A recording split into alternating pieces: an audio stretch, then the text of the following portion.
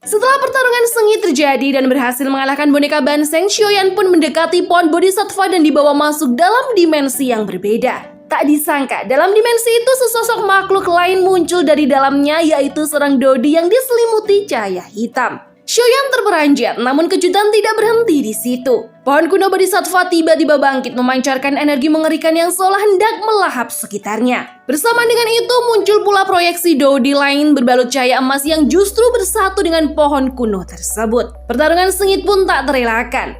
Dodi emas bersama pohon kuno melepaskan serangan bertubi-tubi hingga akhirnya Dodi hitam hancur berkeping-keping, lenyap tak tersisa. Xiaoyan hanya bisa terdiam, hatinya diliputi keterkejutan saat menyadari bahwa pohon kuno Bodhisattva benar-benar pernah menorehkan jejak pertempuran dengan sosok Dodi. Namun kemenangan itu tidak membawa kedamaian. Aura gelap dari Dodi hitam tidak hilang begitu saja, melainkan meresap ke dalam tubuh pohon kuno. Energi kehidupan yang semula dipancarkannya perlahan berubah dingin, suram, bahkan jahat. Ukuran pohon yang tadinya menjulang 100.000 kaki pun menyusut drastis, kini hanya tersisa 10.000 kaki. Lebih parah lagi, sisa emosi negatif dari Dodi hitam secara perlahan berpadu dengan roh sederhana milik pohon kuno Bodhisattva membuatnya berbelok ke arah kegelapan. Tak heran, selama bertahun-tahun banyak ahli tersesat oleh ilusi yang diciptakannya.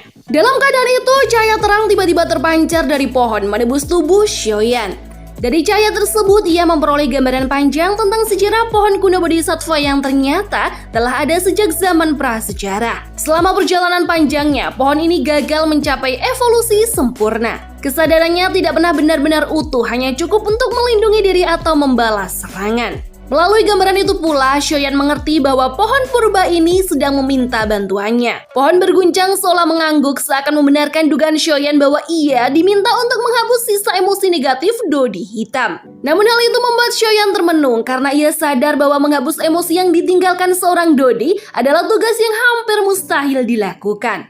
Lalu cahaya suci kembali muncul dari tubuh pohon menampakkan gumpalan api serta sebuah benih Bodhisattva. Benih itu segera memasuki batang pohon purba, membuat hawa dingin dan suram perlahan meredup. Dari sini, Xiaoyan mengerti bahwa pohon kuno menginginkannya untuk memurnikan benih Bodhisattva tersebut dengan api surgawi.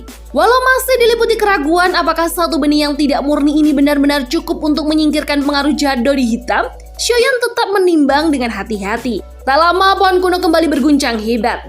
Kali ini, cahaya hijau menyibur dari tubuhnya dan puluhan lampu hijau bertebangan di udara. Dari cahaya itu muncul 24 benih Bodhisattva yang jauh lebih murni daripada yang ada di tangan Xiaoyan. Pemandangan ini membuatnya tertegun. Ia sadar, satu benih Bodhisattva biasa saja sudah dianggap harta karun oleh para ahli karena mampu meningkatkan peluang menembus ranah Dao Sheng. Namun kini ia dihadapkan pada puluhan benih murni yang nilainya berlipat berkali-kali, seolah membuka peluang besar untuk sebuah takdir baru. Mengorbankan benih Bodhisattva yang begitu berharga demi membersihkan emosi negatif jelas membuat hati Xiaoyan terasa perih seakan ingin memuntahkan darah. Namun ia tahu ia tidak bisa bersikap gegabah. Bagaimanapun juga meski pohon kuno Bodhisattva tidak memiliki kecerdasan penuh, kekuatannya cukup untuk memindahkannya ke alam lain hanya dengan satu serangan. Dengan senyum getir, Xiaoyan menatap pohon purba itu yang bergoyang-goyang mendesaknya untuk segera bertindak. Ia pun menarik nafas dalam-dalam, mengangkat telapak tangan, lalu melepaskan nyala api ungu kecoklatan. Benih Bodhisattva ia lemparkan ke dalam kobaran api itu. Kekuatan luar biasa di dalam benih membuat proses pemurnian berlangsung lama. Selama hampir 1 jam penuh, Xiaoyan terus menjaga kendali hingga akhirnya benih tersebut berubah menjadi gumpalan cairan zamrud yang memancarkan aura segar. Gumpalan itu perlahan merembes keluar dari nyala api, kemudian memasuki tubuh pohon kuno Bodhisattva. Seketika uap hitam samar yang merembes dari batang pohon mulai menghilang. Namun proses ini menguras tenaga. Xiaoyan merasakan kelelahan Doqi yang luar biasa meski baru saja memurnikan satu benih.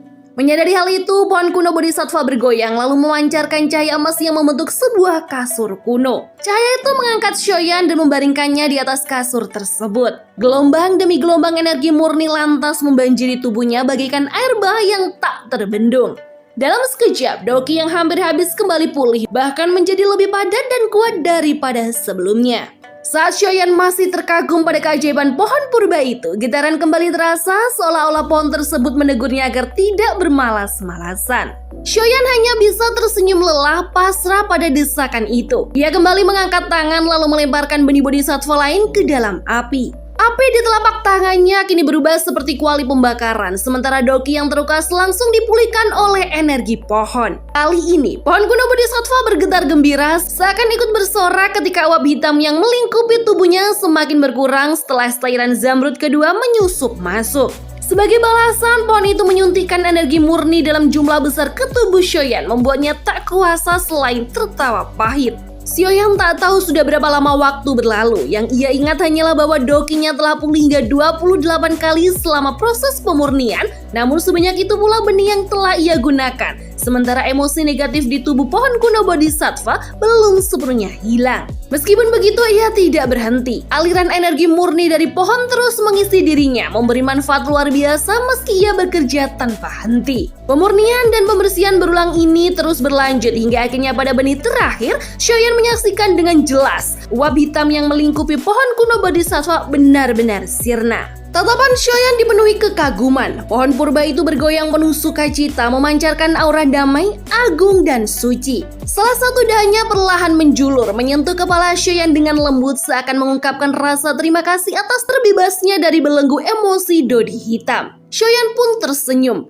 Menepuk dahan itu sebagai balasan menandakan bahwa ia juga merasa bahagia melihat pohon kuno kembali murni. Namun tubuhnya sudah tidak mampu lagi menahan beban kelelahan yang amat berat. Perlahan matanya terpejam dan ia jatuh tertidur dalam posisi duduk di bawah naungan pohon kuno Bodhisattva bagai sebuah patung hidup yang tak bergerak sedikit pun. Setelah Shoyan terlelap, pohon kuno Bodhisattva mulai mengayunkan cabang-cabangnya. Dari seladahan itu muncul sosok-sosok manusia yang ternyata adalah para peserta yang sebelumnya memasuki tanah air kuno termasuk kelompok Shoyan sendiri. Bahkan tokoh-tokoh kuat itu pun tidak sanggup mempertahankan ketenangan saat merasakan langsung tekanan mengerikan dari pohon kuno Bodhisattva. Aura ilahi pohon itu menenggelamkan semua orang ke dalam ilusi yang seolah tak bertepi. Tatapan para ahli kemudian beralih pada pohon berkilau hijau giok di tengah pulau. Barulah mereka menyadari bahwa ada sosok lain yang bersemayam di dalamnya, Shoyan. Begitu mengenali wajah itu, ekspresi Sun Er langsung berubah cemas. Namun segera ditahan oleh Gu Qingyang. Ia berpendapat mungkin Shoyan sedang berkultivasi dan mendapatkan berkah luar biasa dari pohon purba tersebut. Menurut kitab kuno, pohon Bodhisattva memiliki 3 manfaat utama: hati, benih, dan pengetahuan hakikat dunia. Bahkan disebut sebagai pohon reinkarnasi pengetahuan. Dengan kemampuan misterius membuat seseorang mengalami 100 kali kelahiran kembali, salah satu jalan menuju ranah Daudi. Mendengar penjelasan itu, kecemasan Sun Er perlahan mereda meski masih tersisa kekhawatiran. Sebaliknya, wajah Hun Yu dan Jiu Feng berubah gelap, jelas tidak rela melihat Sioyan meraih kesempatan sebesar ini lebih dahulu. Hun Yu hanya bisa menyesali pilihannya. Andaikan saja ia memanggil lebih banyak ahli dari klan Hun di tepian tanah air kuno, mungkin Shoyan sudah dapat dilenyapkan sejak keluar dari gelembang binatang. Namun kini semua sudah terlambat. Di dalam alam ciptaan seperti itu, mustahil baginya menciptakan celah spasial untuk kabur atau menambah bala bantuan. Saat ia menoleh, matanya beradu dengan Jiu Feng. Keduanya segera bergerak berubah menjadi 2 garis hitam yang melesat ke bawah pohon kuno Bodhisattva, berniat membangunkan Sioyan secara paksa. Sun Er sontak marah. Ia membentuk segel jari dan melancarkan serangan ke arah mereka, namun sedikit terlambat. Hun Yu dan Jiu Feng sudah lebih dulu menghantamkan serangan tepat ke arah Shoyan yang masih dipeluk oleh pohon kuno.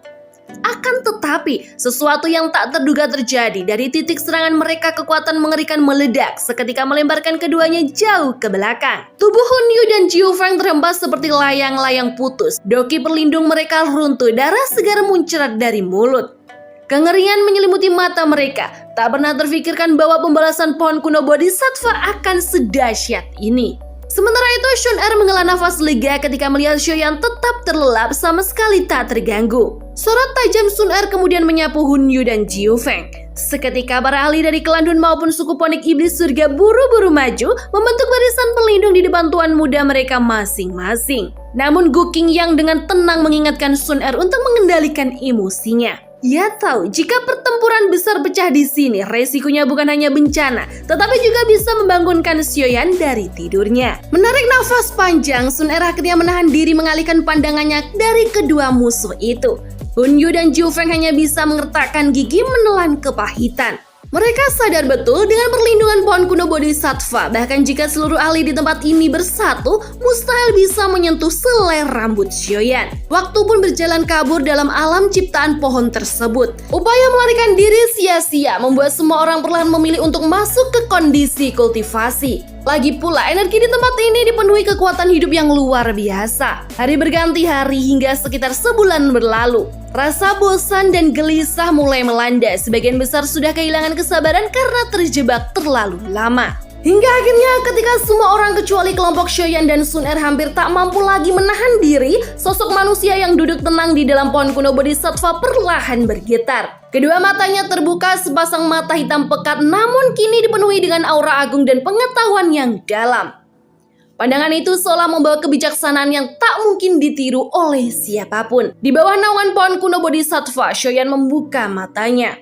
Dari bibirnya mengalir nafas hijau zamrud yang menyelimuti tubuh saat ia melangkah keluar dari pohon kuno Bodhisattva. Meski bagi orang lain hanya sebulan berlalu, Xiaoyan menyadari bahwa jiwanya telah menembus 100 kali reinkarnasi di dalam pohon legendaris itu.